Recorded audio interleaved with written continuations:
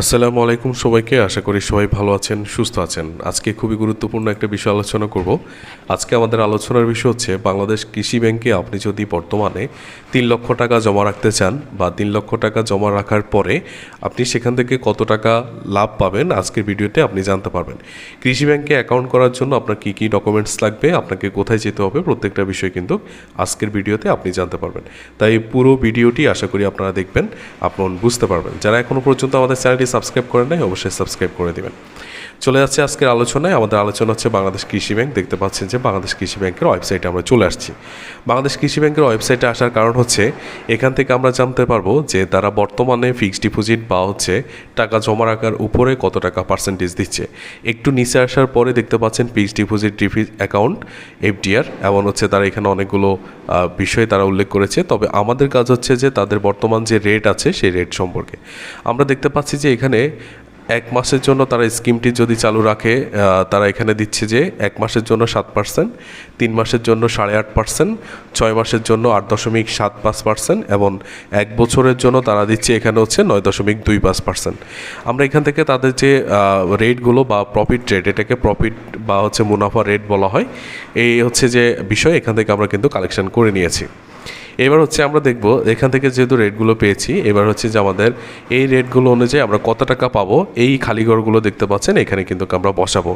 এখানে হচ্ছে আমরা বাংলাদেশ কৃষি ব্যাংক লিখেছি ফিক্সড ডিপোজিট রেট 2026 সাল যেহেতু এখন বর্তমানে, সেটা লিখেছি। আমাদের অ্যামাউন্ট হচ্ছে 3 লক্ষ টাকা এবং 3 লক্ষ টাকা যে লাভটি পাবো, যে মুনাফা বা লাভটি পাবো, সেই লাভের থেকে যে সরকার যত টাকা কাটা যাবে সেইটা বাদ দিব এবং মেয়াদ শেষ হলে আমরা কত টাকা পাচ্ছি এগুলো কিন্তু কেমন আমরা গুগল ক্যালকুলেটরে হিসেব করব। তো চলে যাচ্ছি গুগল ক্যালকুলেটারে। যেহেতু আমাদের এখানে পার্সেন্টেজ দেওয়া আছে আমরা বের করব। অনেকে হচ্ছে বের করতে একটু জটিল মনে করে, সেক্ষেত্রে আমরা দেখাচ্ছি। তো আমাদের অ্যামাউন্ট হচ্ছে 3 লক্ষ টাকা। আমরা এখানে 3 লক্ষ টাকা লিখছি। দেখতে পাচ্ছেন যে 3 লক্ষ টাকা আমরা অ্যামাউন্ট এখানে লিখেছি। এবার হচ্ছে গুণ দিব। গুণ দেওয়ার পরে আমাদেরকে বলেছে 1 মাসের জন্য 7% দিবে, তাই আমরা 7% দিয়েছি। 7% পরে ইকুয়াল দেওয়ার পরে দেখতে পাচ্ছেন যে 21,000 টাকা। এখন অনেকেই ভাবছে যে 3 লক্ষ টাকার উপরে 7% প্রফিট, অবশ্যই 21,000 টাকা প্রফিট পাওয়ার কথা। কিন্তু তারা বলেছে বা বাংলাদেশের যে ব্যাঙ্কগুলো আছে বা তাদের যে এফডিআর সিস্টেমটি, এখানে যে 7% হিসাবটি করেছে 7%, সেটা হচ্ছে যে আপনার 3 লক্ষ টাকার উপরে 1 বছরের প্রফিট। তো এখানে 21,000 টাকা যেটা, এটা হচ্ছে 21,000 টাকা হচ্ছে আমার 1 বছরের প্রফিট। এখান থেকে আমরা 1 মাসেরটা বের করব, তাই আমরা 12 দিয়ে ভাগ করার পরে 1750 টাকা পেয়েছি। এটা হচ্ছে যে আমার প্রকৃত প্রফিট বা প্রকৃত লাভ।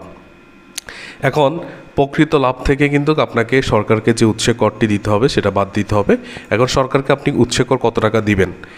সরকারকে উৎসে কর দিতে পারবেন আপনি 10% অথবা 15%, দুইটি পার্সেন্টে আপনি দিতে হবে। এখন 10% কারা দিবে? যাদের টিন সার্টিফিকেট আছে বা টিন রিটার্ন জমা দেয়, আয়কর প্রদান করে সরকারকে, তারা দিবে 10%। আর যারা টিন সার্টিফিকেট যাদের কাছে নেই, আয়কর প্রদান করেন না, তাদের ক্ষেত্রে 15% কাটা যাবে। আমরা এখানে 15% হিসাবটি ধরবো। 15% বাদ দেওয়ার পরে আমরা যদি দেখি 1487 টাকা, দশমিকের পরও 5 আছে, তাহলে 88 টাকা। এটা হচ্ছে আমার 1 মাসের প্রফিট। তার মানে হচ্ছে 3 লক্ষ টাকা আমি কৃষি ব্যাংকে রাখলে আমি 1487 টাকা পাচ্ছি। কিন্তু জটিল বিষয় হচ্ছে 3 মাস 6 মাসে বের করার জন্য। সেক্ষেত্রে আবার দেখাচ্ছি এখানে হচ্ছে 3 লক্ষ টাকা আমার অ্যামাউন্ট এবং 3 লক্ষ টাকা 3 মাসের জন্য আমাকে বলছে যে 8.5% প্রফিট দিবে। আমি 8.5% লিখেছি। এবার হচ্ছে পার্সেন্ট দিবেন, ইকুয়াল দেওয়ার পরে দেখতে পাচ্ছেন যে 25,500 টাকা। এটা কিন্তু আমার প্রকৃত মুনাফা এবং 1 বছরের মুনাফা। এখান থেকে আমি প্রথমে 12 দিব, কারণ 12 দিয়ে আমি মাসেরটা বের করবো। আমি প্রতি মাসে আসতেছে 2125 টাকা। এখান থেকে আমাকে দিতে হবে গুণ 3 মাস, যেহেতু 3 মাস আমার অবশ্যই 3 মাস দেওয়ার পরে 6,375 টাকা। তাহলে 3 লক্ষ টাকার বিপরীতে 3 মাসে প্রকৃত মুনাফা হচ্ছে 6,375 টাকা। এই 6,375 টাকার উপরে আমাকে সরকারকে 15% উৎসে কর প্রদান করতে হচ্ছে। সেক্ষেত্রে আমরা মাইনাস যাওয়ার পরে 5,418 টাকা আমাদের বাকি রয়েছে। এটাই ছিল আমাদের 3 মাসের লাভ। এই যে লাভগুলো আমরা বের করেছি এগুলো সরাসরি আমরা এই ঘরগুলোতে বসিয়ে দিব এবং বসানোর পরে আপনারা আশা করি বুঝতে পারবেন। দেখতে পাচ্ছেন যে আমরা ঘরগুলোতে বসিয়ে দিয়েছি। এবার দেখতে পাচ্ছেন যে 3 লক্ষ টাকার বিপরীতে আপনি মেয়াদ শেষে কত টাকা লাভ পাচ্ছেন। এখানে 12 মাস বা 1 বছর পর্যন্ত আছে। প্রথমে 1 মাসের জন্য আমরা বের করেছি, আমরা লাভ পাচ্ছি হচ্ছে 1,487 টাকা। আমরা যদি 3 মাসের জন্য কৃষি ব্যাংকে রাখি সেক্ষেত্রে আমরা পাচ্ছি 5,419 টাকা, এবং 6 মাসের জন্য জমা রাখলে আমরা পাচ্ছি 11,156 টাকা। 3 লক্ষ টাকার বিপরীতে আপনি যদি 1 বছরের জন্য জমা রাখেন সেক্ষেত্রে 23,588 টাকা। এবার আরেকটি কমেন্টস একটু পড়ি, সেটা হচ্ছে যে এখানে আমরা বর্তমান যে রেটগুলো পেয়েছি ব্যাংক থেকে সেই রেট অনুযায়ী কিন্তু আজকের হিসাবটি করেছি।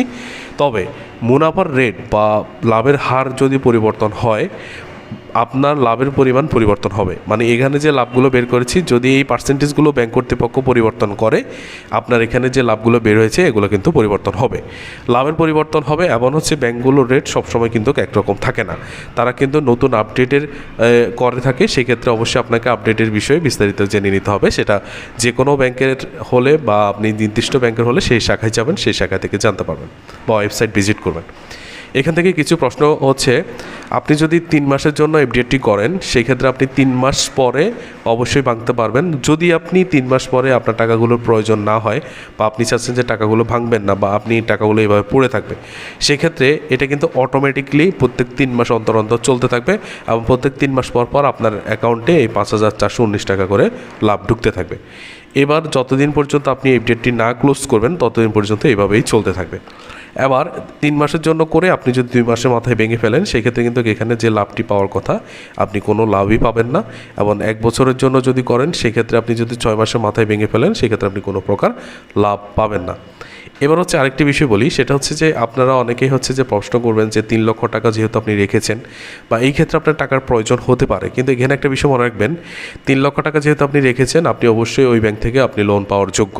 সেক্ষেত্রে আপনি এই 3 লক্ষ টাকার উপরে আপনি অবশ্যই 80 থেকে 90% পর্যন্ত ব্যাংক কর্তৃপক্ষের কাছ থেকে লোন পাবেন। সেক্ষেত্রে আপনি এফডিআরটা চালু রেখে আপনি কিন্তু ওই লোনটি নিতে পারছেন। আশা করি এই বিষয়টি বুঝতে পেরেছেন।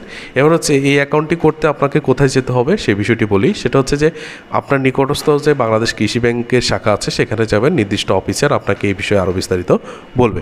এবার হচ্ছে আপনি যাওয়ার সময় কী কী কাগজপত্র নিতে পারেন সেই বিষয়টি একটু দেখাচ্ছি। অ্যাকাউন্ট খোলার জন্য কাগজপত্র, যার নামে অ্যাকাউন্টটা করবে মানে হচ্ছে আপনার যে গ্রাহক অ্যাকাউন্টটি করতে চায় তার জাতীয় পরিচয়পত্র বা ভোটার আইডি কার্ড যেটাই বলেন সেটা যদি থাকে সেটা নেবেন, পাসপোর্ট, ড্রাইভিং লাইসেন্স অথবা জন্ম নিবন্ধন, এই 4টি ডকুমেন্টসের যে কোনো একটি অবশ্যই আপনাকে নিতে হবে। যাদের জাতীয় পরিচয়পত্র আছে সেটা অবশ্যই আপনারা নিয়ে যাবেন, যাদের পাসপোর্ট আছে তারা পাসপোর্ট নিয়ে যাবেন। 2 নম্বর হচ্ছে গ্রাহকের পাসপোর্ট সাইজের 2 কপি ছবি অবশ্যই নিতে হবে, এবং গ্রাহক যাকে নমিনি দিবেন নমিনির voter ID card, passport, driving licence অথবা জন্ম নিবন্ধন, এই 4টি ডকুমেন্টসের যে কোনো একটি ডকুমেন্টস অবশ্যই নমিনি নিতে হবে। নমিনির পাসপোর্ট সাইজের 1 কপি বা 2 কপি ছবি অবশ্যই নিয়ে যাবেন। এখানে আরেকটি বিষয় বলি, সেটা হচ্ছে যে নমিনিকে সাথে নিয়ে যেতে হবে কিনা এই প্রশ্নটি আসছে অনেকবার। অবশ্যই নমিনিকে সাথে নিতে হবে না, আপনারা যারা গ্রাহক শুধু গ্রাহক গেলেই হবে, নমিনিকে সাথে নেওয়ার কোনো প্রয়োজন নেই। আর জন্ম নিবন্ধন দিয়ে যারা অ্যাকাউন্টটি করতে চান তাদের ক্ষেত্রে বলবো জন্ম নিবন্ধনটি অবশ্যই অনলাইনকৃত হবে। যেমন অনেকের হচ্ছে হাতে লেখা বা আপনার সনাতন পদ্ধতি বা অ্যানালগ সিস্টেমে সেটা হাতে লেখা সিস্টেমে সেটা আছে, তবে এটা দিয়ে এখন অ্যাকাউন্ট করা যায় না, আপনাকে অবশ্যই অনলাইনকৃত জন্ম সনদটি নিয়ে যেতে হবে। এই ছিল আজকের ভিডিও, সবাইকে অসংখ্য ধন্যবাদ। চেষ্টা করবো যে নেক্সট ভিডিওতে আপনাদেরকে ভালো কিছু দেওয়ার জন্য। সে পর্যন্ত সবাই ভালো থাকবেন, সুস্থ থাকবেন। আসসালামু আলাইকুম ওয়া রাহমাতুল্লাহ।